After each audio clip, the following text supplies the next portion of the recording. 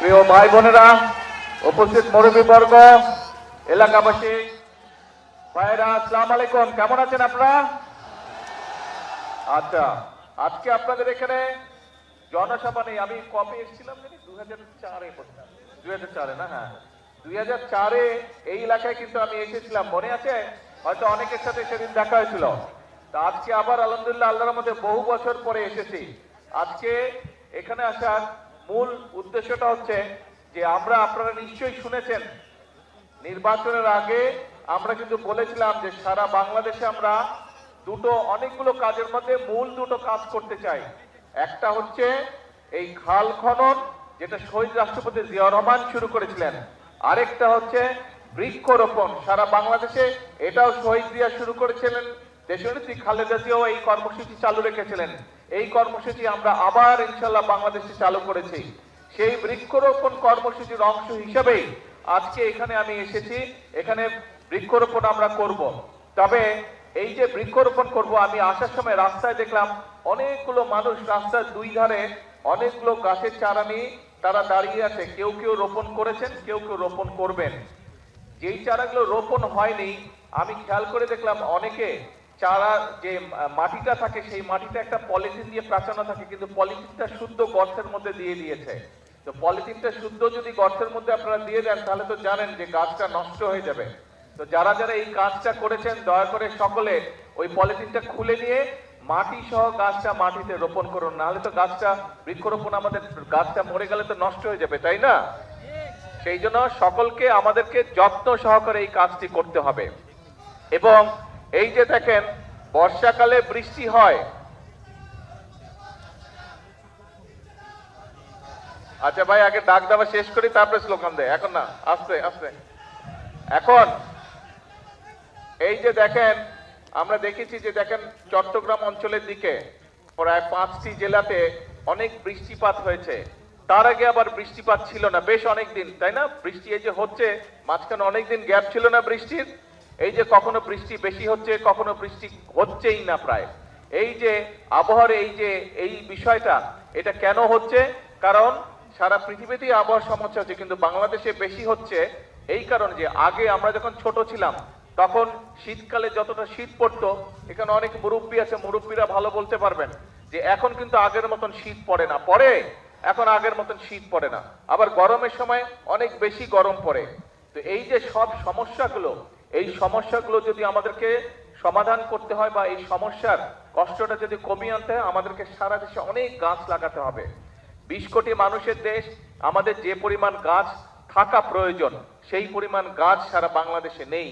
এবং সে কারণেই শহীদ জিয়া যে কর্মসূচিটি শুরু করেছিলেন, দেশনেত্রী খালেদা জিয়া এই যে বৃক্ষরোপণ কর্মসূচি থেকে এগিয়ে নিয়ে গেছিলেন, আমরাও বর্তমানে বিএনপি দেশ পরিচালনার দায়িত্বে আছে, আমরা অনেকগুলো কর্মসূচির পাশাপাশি আমাদের এই কর্মসূচিটাকেও সারা দেশে আমরা এই কর্মসূচিটা চালু রাখতে চাই। এবং ইনশাআল্লাহ আগামী 5 বছরে আমাদের পরিকল্পনা হচ্ছে যে আমরা 25 কোটি গাছ, আমরা আগামী 5 বছরে সারা দেশে 25 কোটি গাছের চারা আমরা রোপণ করব।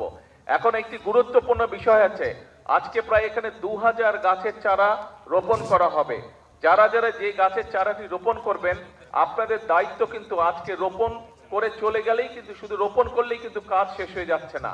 একটি শিশু যখন ভূমিষ্ঠ হয়, শিশুটা ভূমিষ্ঠ হলেই কিন্তু বাবা মায়ের কাজ শেষ হয়ে যায় না, বরং শিশুটা ভূমিষ্ঠ হবার পরে শিশুটাকে যত্ন সহকারে গড়ে তোলা, যত্ন সহকারে মানুষ করাই হচ্ছে সবচেয়ে আসল কাজ। কাজে এই গাছটা যেটা আপনারা আজকে রোপণ করবেন, এই যে 2000 গাছের চারা রোপণ করা হবে, এই গাছটা কিন্তু শিশু গাছ, আজকে শিশুর মতন এটিকে বড় করতে হবে।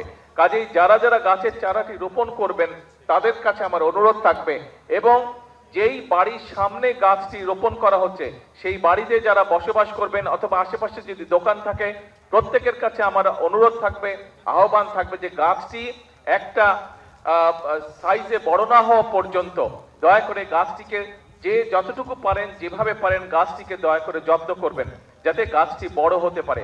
কারণ এই গাছটি যদি বড় হয় আপনি বুক ভরে শ্বাস নিতে পারবেন।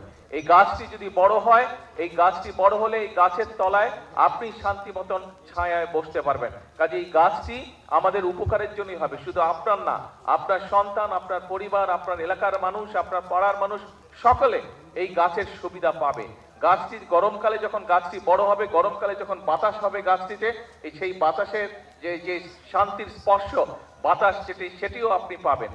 কাজেই আসুন, আমরা যদি আমাদের এলাকাটাকে সুন্দর করতে চাই, আমরা যদি আমাদের দেশটাকে সুন্দর করতে চাই, তাহলে অবশ্যই আমাদেরকে এই গাছের যত্ন নিতে হবে, বৃক্ষ রোপণ করতে হবে।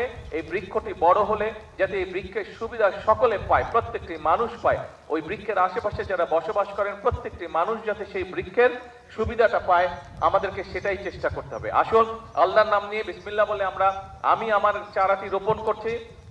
যারা যারা এখনো রোপণ করেননি তাদেরকে অনুরোধ করব, কিন্তু মূল কথা হচ্ছে যে শুধু আজকে রোপণ করে চলে গেলেই হবে না, গাছটির যত্ন নিতে হবে যাতে গাছটি বড় হতে পারে।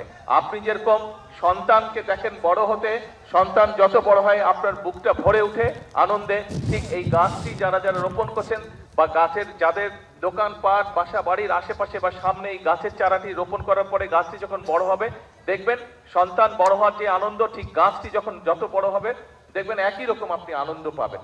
আসুন, আল্লাহ দেওয়া এই নিয়ামত, এই আনন্দটি আমরা আজকে সকলে ভাগ করে নিই। হ্যাঁ, আপনারা আজকে যারা 2500, 2000 না, এখানে 2500 গাছ রোপণ করা হবে, যারা 2500 গাছের চারা রোপণ করবেন তাদের সকলকে আমি অনুরোধ করব, আসুন সুন্দরভাবে আমরা চারাটি রোপণ করি, আমরা একসাথে আজকে 2500 চারা রোপণ করি আগামী 2 মিনিটের মধ্যে। হ্যাঁ,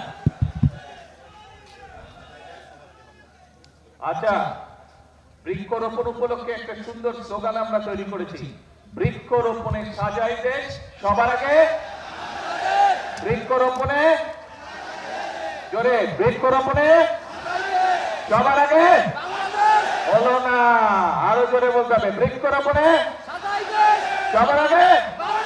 হ্যাঁ, আসেন বিসমিল্লাহ বলে আমরা গাছের চারাটি রোপণ করি।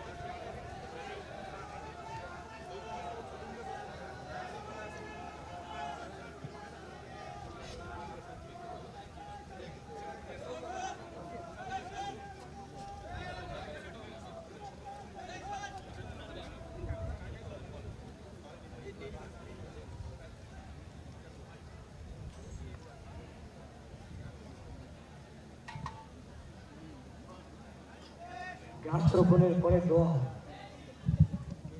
প্রধানমন্ত্রী তারেক রহমান শুরুতে নারকেলের গাছের চারা রোপণ করলেন, এখন নিম গাছের একটি চারা রোপণ করছেন। বলা হচ্ছে এই অঞ্চলের উপকূলীয় অঞ্চল যেহেতু, ফলে এখানকার আবহাওয়ার জন্য উপযোগী যে গাছের চারা সেটিগুলো রোপণ করা হচ্ছে। একযোগে প্রধানমন্ত্রী তারেক রহমানের নেতৃত্বে 2500 গাছের চারা এখন রোপণ করা হচ্ছে।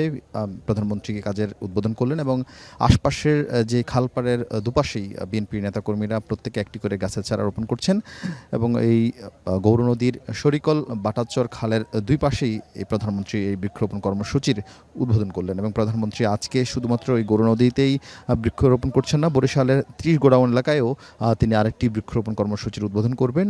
খানিক বাদেই তিনি এই বরিশালে এসে পৌঁছেছেন এবং এসে তিনি বৃক্ষরোপণ করছেন। তবে বৈরী আবহাওয়ার মাঝে এবার কোনো জনসভা রাখা হয়নি বরিশালে, শুধু বৃক্ষরোপণ। এবং সেই সঙ্গে আপনারা জানেন যে ফ্যামিলি কার্ড বিতরণের যে কর্মসূচি বর্তমান সরকার রয়েছে সেই কর্মসূচির অংশ হিসেবে এখানে যারা সুবিধাভোগী ফ্যামিলি কার্ডের সুবিধাভোগী সেই নারীদের সাথে তিনি মত বিনিময় করবেন এবং প্রধানমন্ত্রী পুরো জায়গাটি আসলে ঘুরে দেখছেন। তিনি শুধুমাত্র গাছ লাগিয়ে বা গাছের চারা রোপণ করেই তিনি তার কাজ শেষ করেননি, তো ফলে প্রত্যেকটি জায়গা তিনি ঘুরে দেখছেন যাতে করে গাছের যত্ন করা হয়। শুধু গাছের চারা রোপণ করলে হবে না, সেই সঙ্গে গাছের চারার যেন যত্ন করা হয় সেই আহ্বানও তিনি জানিয়েছেন। এবং দুপাশেই বিএনপির প্রচুর নেতাকর্মী কিন্তু দাঁড়িয়ে আছেন যারা গাছের চারা এখন রোপণ করছেন, কেউ কেউ এরই মধ্যে গাছের চারা রোপণ করেও ফেলেছেন এবং প্রধানমন্ত্রী বিভিন্ন জায়গায় বিভিন্ন প্রজাতির গাছের চারা